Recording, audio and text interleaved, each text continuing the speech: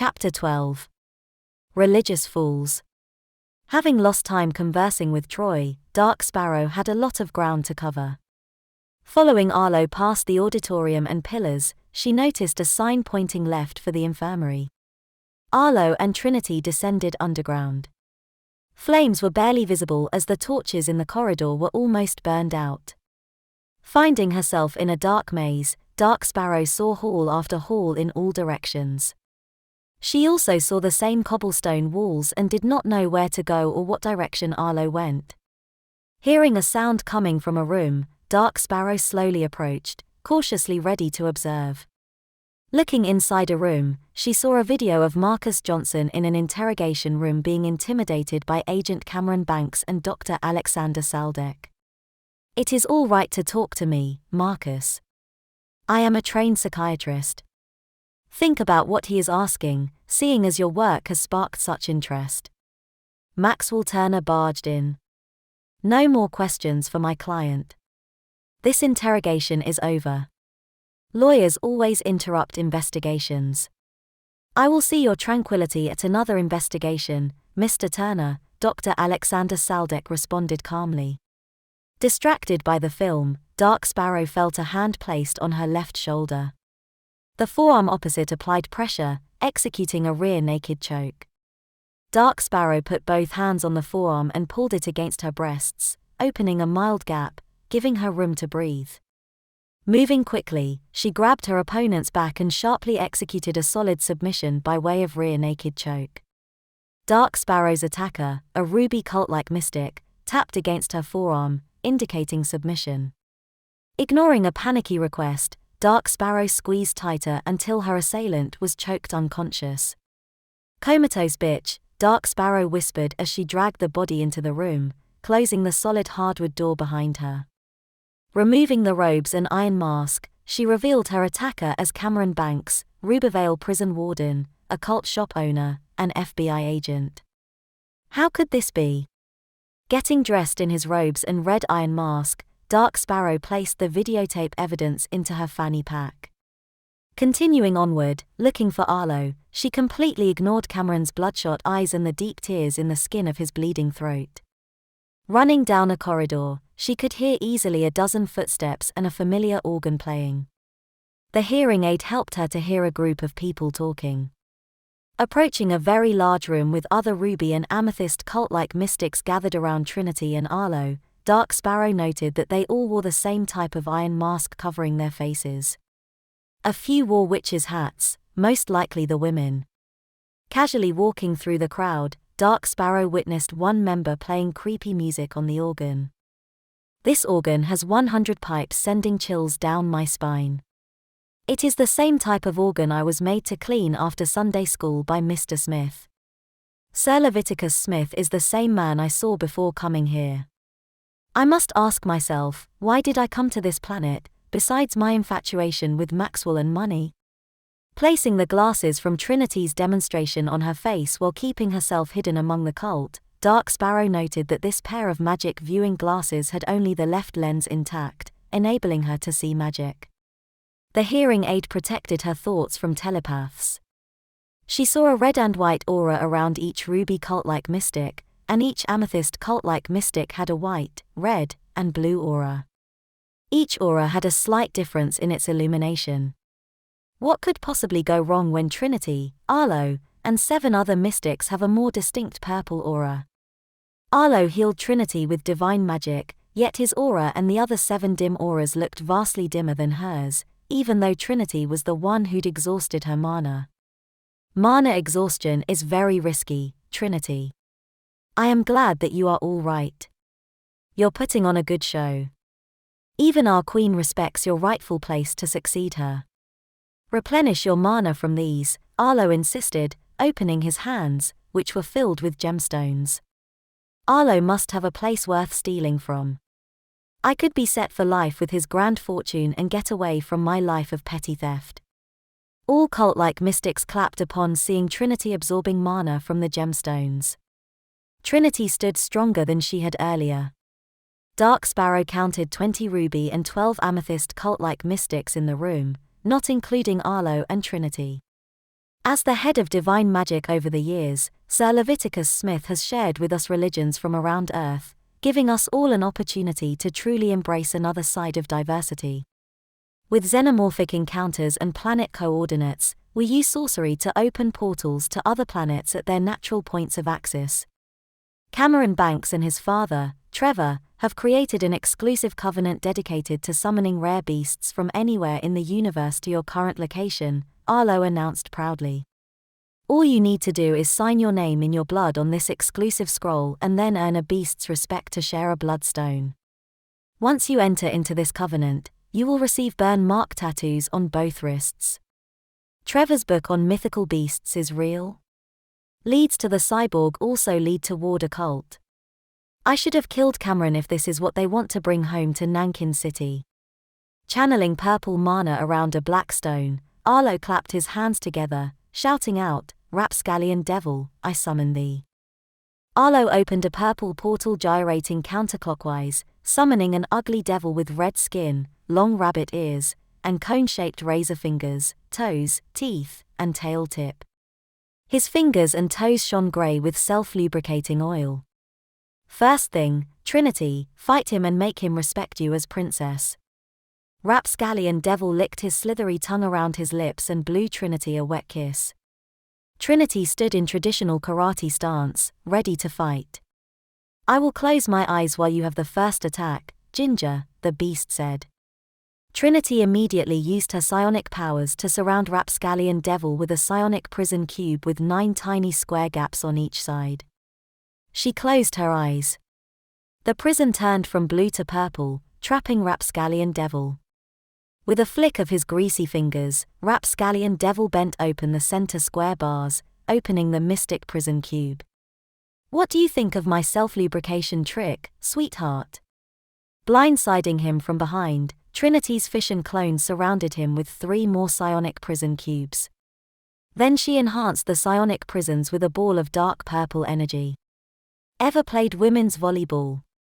Trinity's clone served overhead as Trinity spiked the ball higher. Trinity's fission clone jumped into Trinity's arms and was thrown into the air, followed by a powerful slam shot. She ended her fight by scoring a goal at Arlo's feet. Trinity and her fission clone stepped 1 foot each onto the beast's pelvis. "You will be my henchman. I urge you to clean up your dirty mouth, because dirty jokes will not be tolerated on Team Trinity." Rapscallion devil laughed. "I can take that statement a number of ways, including to mean outer dash, inter dash, and anal course." Arlo clapped slow and hard. The sound echoed all around them. "This beast will help you and your friends prosper in the labyrinth as you track down Grandfather Hawkins' Descry weapon." Photographic evidence from Dr. Alexander Saldek indicates that it was lost 2 weeks ago during a raid as his team and Scientist's team arrested the thugs and Nigel Giovanni, who'd broken out of Rubervale prison. Then Nigel recently broke out of Rubervale prison for a second time. Now it is most likely the death penalty for him. Arlo frowned as the others clapped. Nigel Giovanni stole the staff from the Mystics Hall of Fame. Nigel's followers, however, have received judgment and been placed back into Rubervale prison where they belong. The question I ask is, who taught Nigel sorcery? Glad it was not psionics. Arlo sighed. "I remember that Grandfather Hawkins' weapon has a greater range to detect and absorb any magic, so on Earth it should be easy to track down the cyborg before another senseless murder." Trinity shone confidently. "That is why they want me here. Jane needs my talents to retrieve the staff because she could not do it herself. Or another instance of foul play is in the works. I just cannot figure it out at this time," Dark Sparrow thought. "Sign your name on the black line, and then Rapscallion devil will give you his blessing as you seal the deal." Trinity spoke in tongues, conjuring a needle pen to prick her finger. Then she signed the scroll in blood. "I am now your henchman. Summon me on your quest, and I will help you to find the Descry staff that you desire. I will give blood to one of your bloodstones. You also need to measure half of it with your blood." 2 more ruby cult-like mystics walked in. "Barrister Arlo Sergio, our warden has been strangled." Fortunately, he is still alive. I order everyone to remove their mask, Arlo said firmly. As hands grabbed hoods to reveal everyone's identity, Dark Sparrow slowly began to remove her hood, trembling. While everyone's vision was low, Dark Sparrow barged out of the room. Capture the traitor. I need to prepare our princess for her mission tomorrow. Arlo pointed firmly. They are crazy. I need to get the hell out of here before my cover is blown. No time for thinking, I just need to run. Run away, and do not hide. The torches are dimming, so I can use the darkness to my advantage. That's just my luck to assault Rubyvale's leader, who clearly lives a triple life. What is the barrister's connection to all of this? Why would Trinity need to summon such an ugly beast? I need to get out of these damn robes before I trip and fall over. After running through 3 corridors, Dark Sparrow was finally undressed.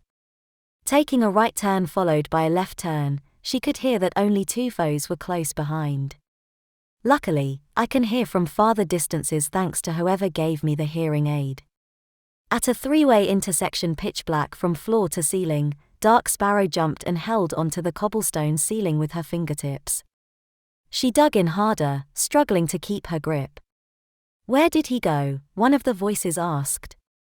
Dark Sparrow held on tightly while they began gasping, exhausted from sprinting. Who do you think would win in a magic duel between Jane and Trinity? The other male voice answered, Jane would totally win. Now let's go and find our traitor. They went separate ways. Dark Sparrow realized there was a risk of being spotted. Descending from the ceiling, she flicked her numb fingers, not realizing that she'd just jumped into a well-camouflaged ambush. 2 invisible amethyst cult-like mystics, hidden like 2 chameleons, stepped away from the cobblestone wall. With no choice, sandwiched between them, Dark Sparrow thought, time to fight. Both waved their hands as they spoke in tongues, casting an entanglement. Vines burst through the walls on both sides and began creeping in. A tentacle whipped Dark Sparrow's elbow as she ran. Gaining more speed, she sprinted, running along the left side wall. Leaping to the other side, she jumped off the wall, delivering a jumping roundhouse kick to an amethyst cult-like mystic's head. The mystic, knocked out cold, fell to the ground. Noticing a darkened hall, Dark Sparrow walked slowly, trying to catch her breath and listening for more footsteps. No sounds. Good. I need a quick rest. Breathing deep, trying to calm herself down, Dark Sparrow peered around a corner, not hearing a sound. Taking several more breaths, she noticed 2 ruby cult-like mystics and 1 amethyst cult-like mystic levitating toward her from 200 feet away. The amethyst cult-like mystic spoke in tongues, channeling mana into a bloodstone pendant. I call forth our Eubolas. Clapping a bloodstone, the mystic opened a purple portal that was gyrating counterclockwise and summoned a huge python. As the snake slithered forward, the 2 ruby cult-like mystics cast an entanglement, not allowing any time to relax or an opportunity to escape at the end of the corridor. Trapped by several vines wrapping around her limbs, Dark Sparrow struggled to break free. Remaining calm, she pulled out the concealed combat knife from beneath her tactical vest. Using her right arm, she began hacking at the vines, freeing her right side. Then our Eubolas slithered through. The creature dragged Dark Sparrow along the floor, crushing her and pinning her between the wall and floor of the corridor, grazing her vest. Shivering all over from the strange touch of the python's body, Dark Sparrow freed herself and ran far away, finding a new direction to turn. Crap, my hearing aid fell out. Where is the damn exit? Jogging for a distance, Dark Sparrow tried to conserve her stamina as the torch's flames all burned out. I need to work harder on my cardio or else stop drinking cola. More religious fools were coming. Clinging to the ceiling by her fingertips, Dark Sparrow waited for them to pass by. Feeling fatigued, she ground her teeth as the 2 stood underneath her. So, who do you think would win in a cage fight between Troy Marino and Hope Johnson? Shaking his head, the other mystic replied, Can we do this later, please? Hope the chosen one would win, obviously. The videotape fell from Dark Sparrow's fanny pack, making a noise upon impact with the floor. Purposely loosening her grip, she resolved to engage again in the fight. Stumbling and struggling to stand, Dark Sparrow attacked.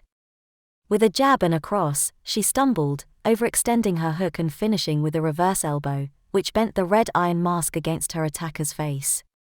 Flooding in tears, he lay on the floor, removing his red iron mask. The other ruby cult-like mystic removed his robes and mask, revealing Trevor Banks.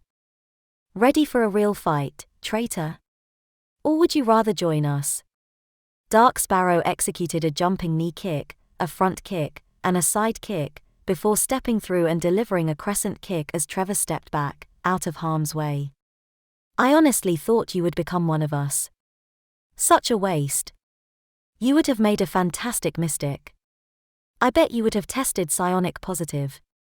Imagine, Dark Sparrow the mystic infiltrator. Damn Church of Blood lies end here.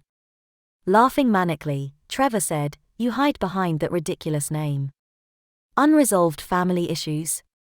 What would your daddy think? Attacking foolishly and angrily, Dark Sparrow let down her guard, giving Trevor the opportunity to deliver 3 punches to her ribs and 2 hooks to her shoulder. Dark Sparrow stepped through with a high knee, changing to southpaw stance. With a double jab, a cross, and 2 hooks into his chin, she grabbed Trevor's shoulders, forcing her left knee into his pectoral muscle. Stuck in a tight space, she was unable to break away as she and her adversary were both determined to finish the fight quickly. Trying to reach into her side belt yet struggling to safely break her grip, Dark Sparrow felt the tension increase as she and Trevor looked into each other's eyes. I know your secrets, Dark Sparrow, or should I say Miss Jonkers, Trevor insulted mockingly. Dark Sparrow thought to herself, what would Troy Marino do in this situation? Who would have told Trevor that name? Not a scion, he is only bluffing in order to find out my secrets. Dark Sparrow remembered the technique Troy used to dominate in slamming his opponents, a double leg takedown, slamming his opponent during the grapple. Dark Sparrow bent her knees and wrapped her hands behind Trevor's legs while pressing her chest in closer. She lifted and slammed the thoracic section of Trevor's spine against the other guy's face. Pressing her body weight against Trevor's chest, she progressed to the full-mounted position, unleashing a flurry of punches, slaps, and elbows. What is your relation to Trinity? Why are you the ambassador for that psychic alien? Who are you? Dark Sparrow demanded, spitting into Trevor's eyes. She gave him a triple slap and pinched high nose while poking her index finger into his right eye. Who is the princess to you? Dark Sparrow shouted. Dark Sparrow would not give up her dominating position. She clenched her fist and forced her elbow downward between Trevor's eyes 3 times. I'll make you my bitch, geriatric prick. Who is Trinity to you? Dark Sparrow spat into Trevor's left ear and twisted her pinky and ring fingers vigorously, churning earwax.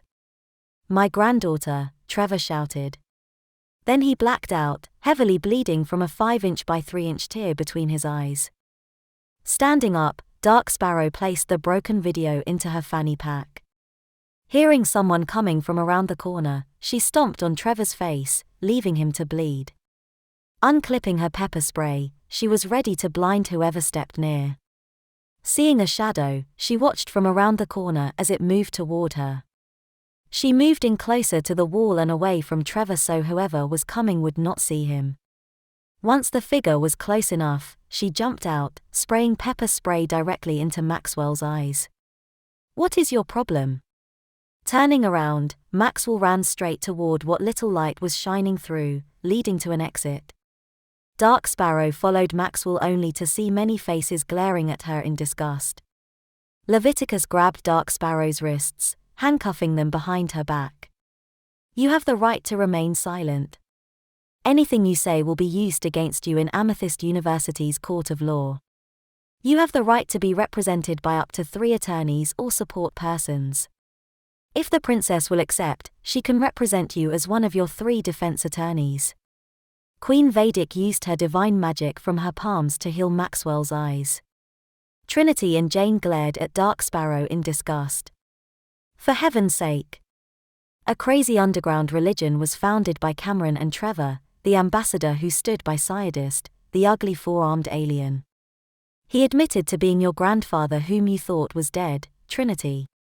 Or was the name Hawken of the grandfather who is dead?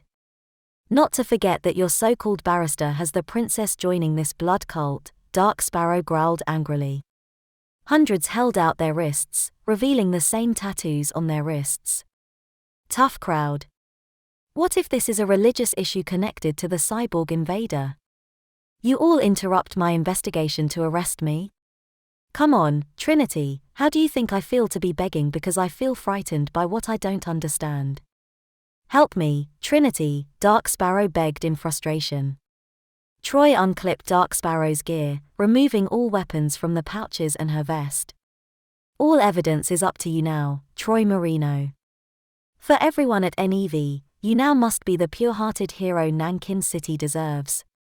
You gave me my name Marcus, yet I believe I have somehow failed you and haven't been what you needed me to be. Or I have failed to be who I am supposed to be. Lying on a concrete slab inside a prison cell, Dark Sparrow observed that the walls were so solid that the only way to look out was through the food slot cut into the steel door. This is what Marcus Johnson has gone through countless times, making bail and lying alone in a solitary prison cell. I feel strange experiencing the other side of justice. She heard the door unlock as an ogre guard let Troy Marino into the cell with a clipboard and pen. Take all the time you need, Mr. Marino. Cameron is being interviewed by Arlo as we speak. After the door was locked behind him, Troy said, I am going to represent you tomorrow morning as I do up your bail application. Trinity and Jane Turner will also assist me to make this application stand out. Frowning at his surprising words, Dark Sparrow said, Trust me when I say I can help you. I assisted with this kind of issue once before. Smirking, she said, No offense, Troy. I could not see a judge listening to a black man, let alone one who lost his career for assault. I am not judging you for beating the absolute shit out of an oxygen thief. Shaking his head, Troy said, That attitude won't do. As a public servant, you should not be quick to judge in non-hostile situations. As for my assault, I paid my debt to society, hanging up my MMA gloves and finding myself helping the citizens of Nankin City. You of all people should know a judge likes to hear how someone has changed and become a model citizen. Besides, Vedic is the judge, and she is African American, not that race should matter. In Nankin City she went from a justice of the Supreme Court to full-time family court judge, not to forget her double life here as queen. I am so sorry, Troy. I really messed up. I was so scared seeing a religious cult signing contracts in blood and summoning a small devil. They wanted me to be found out, so what choice did I have? What if the horde of cult-like mystics all had cast their spells at once? Make use of the right to remain silent. Follow protocol. And as far as investigating, you need to be careful what rules are broken. By my own choice, I am here to help your bail application. I speak, you listen. Answer questions vaguely to refrain from telling me more than I need to know. Because you are only up on 2 charges, and I trust these mind readers will exploit more. Strangulation of Warden Cameron and defamation of their religion. First Church of Legendary Beasts. Troy snickered. Wow, they are crazy fools. Dark Sparrow chuckled. You have all of my evidence in case my bail is rejected. At least you can solve this case before anyone else. Troy ordered, Right now, I need you to focus so I can help you to help me bring down the cyborg. That is why we voyaged here in the first place. After court tomorrow, I will travel back to see my son and try to crack this case with my best friend, Dr. Axel Chase. Maybe there is a clue here that we overlooked. I also noticed most of your gear is what you have actually stolen from his secure home. Dark Sparrow lowered her head. So sorry. No, you're not. Consider yourself lucky that guardian angels are looking over you. As for what you stole, have you considered being a patron of Dr. Axel Chase and requesting his help to build you some gear? Maybe you could do a video blog together as he builds you some custom weapons tailored to your needs. For the next hour, the two of them continue talking. They wrote a list of reasons why Dark Sparrow should not be committed to Rubervale Prison. Troy wrote down a bunch of lies claiming that Dark Sparrow had done voluntary community service work. One claim was that she skated with teens at the skate park, telling them all to stay in school. Another lie was that she participated in a group led by Dr. Tracy Genelan called Alternatives to Anger. It used to be called Anger Management, but now its name was more politically correct so as not to offend the idiots in their society. What would anyone on Earth do when seeing a religious cult signing contracts in blood dedicating themselves to beasts? Two more questions came to Dark Sparrow's mind that she couldn't stop thinking about. Would earning a beast's respect only be achieved in a fight, or perhaps do some of them require evil acts, such as slaughtering 1,000 people? Her second question, after seeing Arubola's and Rapscallion Devil, was this: who or what is the strongest beast in the entire universe?